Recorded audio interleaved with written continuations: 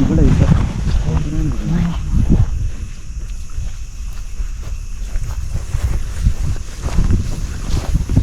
തൊട്ടപ്പുറത്തുള്ളൊരു കുന്നിൻ ചെരുവിൽ തന്നെ നമുക്കൊരു കാട്ടാനേനെ കിട്ടിയിരുന്ന സൈറ്റിങ്. ഒരു കൊമ്പനാട്ടോ നിൽക്കുന്നത്. അങ്ങനെ നമുക്കിത് മൂന്നാമത്തെ സൈറ്റിംഗ് ആട്ടോ ഇന്നത്തെ ഈ ട്രക്കിങ്ങിൽ. ഒരു ബ്യൂട്ടിഫുൾ ആയിട്ടൊരു കാട്ടാന തന്നെ നമുക്ക് കാണാൻ കിട്ടുന്നത്. സാമാന്യം പറഞ്ഞ അവിടെ കടുവ പൂത്തിന് പിടിച്ചിട്ടേക്കണം. എൻ്റെ ഒരു റിമീൻസ് ഇവിടെ കിടക്കുന്നുണ്ട്.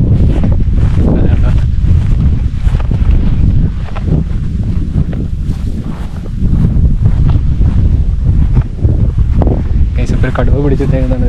ഈ ഒരു കാട്ടുപോത്തിനെ പിടിച്ചിട്ട് എൻ്റെ അസ്ഥിയൊക്കെ കിടക്കുന്നത് കണ്ടോ.